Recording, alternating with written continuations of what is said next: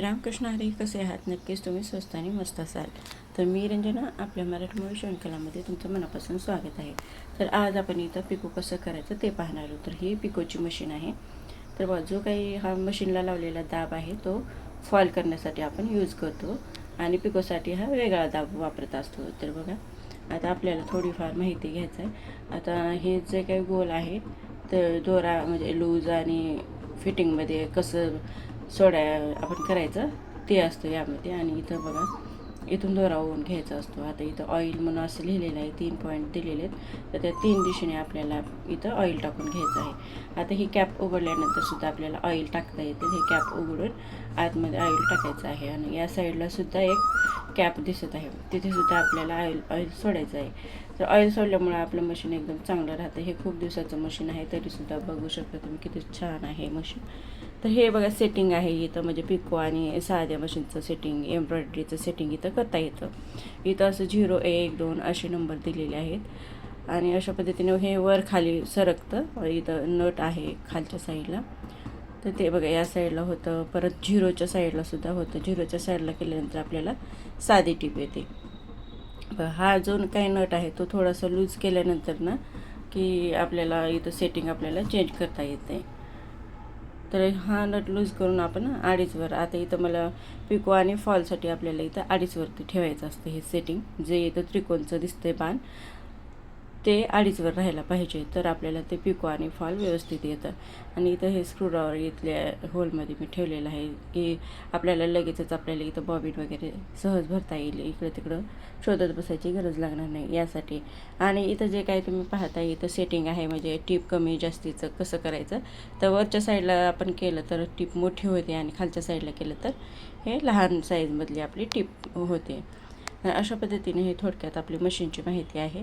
तर आता आपण बघा, आता हा दाब काढून घेणार आहोत आणि आपला पिकोचा जो काही दाब असतो तो लावून घेणार आहोत. तर इथं पाहू शकता तुम्ही, मी इथं दाब काढून, इथे बघा मी आता जो काही फॉलचा दाब होता तो काढून टाकला आणि इथं पिकोचा जो काही दाब लागतो तो इथं लावून घेत आहे. पाहू शकता, हा असा असतो पिकोचा दाब, तो आपल्याला मशीनला लावून घ्यायचा आहे.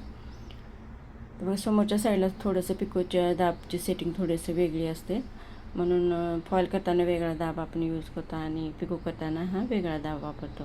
तर अशा पद्धतीने आपण हा दाबसुद्धा लावून घेतलेला आहे मशीनला. एकदम सुंदर पिको होतं या दाबानं आणि त्या दाबाने एकदम फिनिशिंगमध्ये फॉल लागतो. तर हे बघा, पिको जे काही हे बॉबिनची डबी आहे ती आहे. तर बघा, यामध्ये आता आपल्याला बॉबिन ओवून घ्यायचा. मी तर धागा घालून घेतलेला आहे बॉबिनमध्ये. तर तो धागा असा धरायचा आहे आपल्याला की खालच्या दिशेने राहायला पाहिजे धागा. तुम्हाला बघू शकता तुम्ही इथं. तर मी बघा, हे अशा पद्धतीने खालच्या दिशेने धागा पाहिजे आणि मगच नंतर आपण तो त्या डबीमध्ये घालून घ्यायचा आहे. आता त्या डबीला अशी एक हे असतं, म्हणजे एक कट असतो आणि त्या कटमधून आपल्याला धागा हा आतमध्ये घ्यायचा असतो आणि पुढच्या साईडला खेचायचा असतो आणि तिथे तो धागा फसतो. अशा पद्धतीने पाहू शकता इथं मी डबीमध्ये धागा घालून घेत आहे आणि त्या कट्समधून पण घालून पुढच्या साईडला ओढून घेतला धागा आणि फसवून घेतला. अशा पद्धतीने हा धागा ओवून घ्यायचा असतो खालच्या साईडचा आणि वरच्या साईडचा सुद्धा धागा ओवून घ्यायचा असतो. तर खालच्या साईडचा धागा ओवून घेतल्यानंतर व्यवस्थित आपल्याला ती डबी मशीनला सेट करून घ्यायचं आहे. व्यवस्थित लागायला पाहिजे ती खालची डबी, तरच व्यवस्थित येतं सगळं, नाही तर टीप व्यवस्थित येत नाही, म्हणजे टीप येतच नाही. तर अशा पद्धतीने लावून घेतल्यानंतर बघा, सेम कलरचाच वरच्या साईडनं पण रील मी लावून घेत आहे. तर बघा, वरच्या साईडला आता सुरुवातीला 2 छिद्र असतात, तर ते खालच्या छिद्रातून मी हे ओवून घेत आहे जो काही आपला दोरा आहे तो. आणि ओवून घेतल्यानंतर पाहू शकता तुम्ही, खालच्या साईडला यायचं आहे आणि इथं जे काही गोल आहे त्या गोलमध्ये ओवून घ्यायचं आहे आपल्याला. हे बघा, अशा पद्धतीनं आपल्याला खालच्या साईडहून वरच्या साईडला घ्यायचा आहे तो धागा मध्ये ओवून. आणि हा बघा, ह्या साईडला सुद्धा आपल्याला इथं 2 छिद्र भेटतात, तर त्या खालच्या छिद्रामध्ये आपल्याला, म्हणजे पहिल्या छिद्रामध्ये आपल्याला तो घालून घ्यायचा आहे. तर अशा पद्धतीने ओवून घेतल्यानंतर परत धागा खाली ओढायचा आहे आणि धागा ओढल्यानंतर बघा, साईडच्या साईडला असं आहे, तर त्यामध्ये असं फक्त दोरा तिथे नेऊन असं ओढायचं आहे, तो आपोआप आतमध्ये जातो आणि लगेचच मग आपल्याला सुईला ओवून घ्यायचं आहे. तर ह्या मशीनचं सुईचं छिद्र जे काही असतं ते आपल्या बाजूला असतं, म्हणजे समोरच असतं. बाकी मशीनचं असं क्रॉस म्हणजे आडव्या साईडमध्ये असतं, हे समोर असतं आपलं हे जे काही सुईचं होल असतं ते समोरच्या साईडला असतं. तर अशा पद्धतीनं हा वरचा धागा हातात पकडायचा आणि साईडने हे असं फिरवून घ्यायचं मशीन आणि मग खालचा धागा तो वरच्या धाग्याला सुईमध्ये अडकतो आणि अशा पद्धतीने बाहेर येतो. तर पाहू शकता खालचा धागा आणि आपला वरचा धागा दोन्ही इथं आपले धागे दिसत आहेत.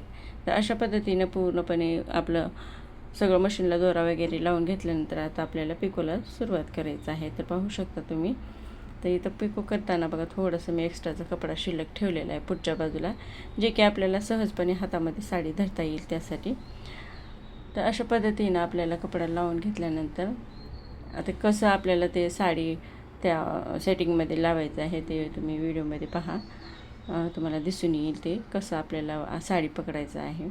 तर अशा पद्धतीने थोडासा पुढच्या साईडला कपडा आपण ठेवलेला आहे आणि कसं उचलून घेतो बघा आपण. अशा पद्धतीने 2 बोटामध्ये आपल्याला असा कपडा पकडायचा आहे समोरच्या साईडला आणि जे काही इथं सेटिंग दिलेलं आहे दाबाला, त्या दाबाच्या सेटिंगमध्ये आपल्याला हा साडीचा कपडा ठेवायचा आहे. आणि हात एकदम असं नॉर्मल ठेवायचा आहे. पुढच्या साईडला कपडा असं ओढत घ्यायचं नाही, फक्त एक नॉर्मल आपला हात ठेवायचा आहे की जेणेकरून पुढच्या साईडला आपला व्यवस्थित कपडा सरकायला पाहिजे याच्यासाठी. बाकी ओढायचं काही नाही यामध्ये.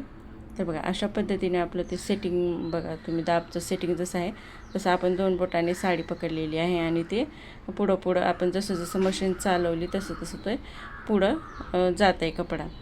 तर बघा हे असं गोलाकार असं सेटिंग दिलेलं असतं.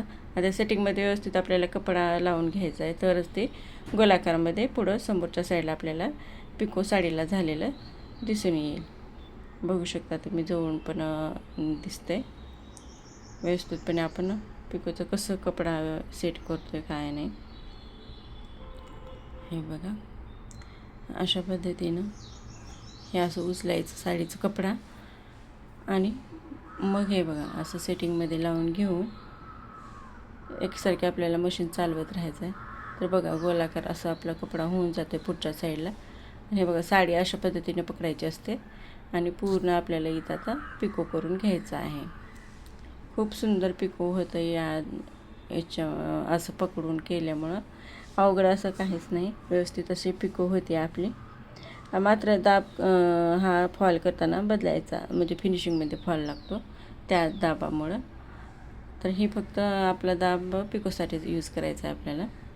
तर अशा पद्धतीने मी बघा नंतर उकलायला नको म्हणून परत एकदा इथं शेवटीसुद्धा डबल करून घेतलेला आहे. आता जो काय आपला शिल्लक कपडा होता तो करून घ्यायचा आहे. तर पाहू शकता तुम्ही किती सुंदर आपला असं पिको आलेला आहे. एकदम गोल सेम साईजमध्ये आलेलं, वरून आणि खालून दोन्ही साईडने पाहू शकता. एकदम सुंदर असं आपलं पिको आलेलं आहे.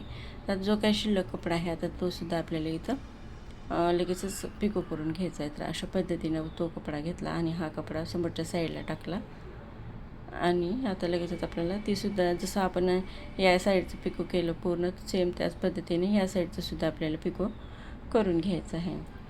तर हे पहा अशा पद्धतीने इथेसुद्धा आपल्याला कपडा पकडायचा आहे आणि सेम तशाच पद्धतीने आपल्याला इथेसुद्धा करून घ्यायचं आहे.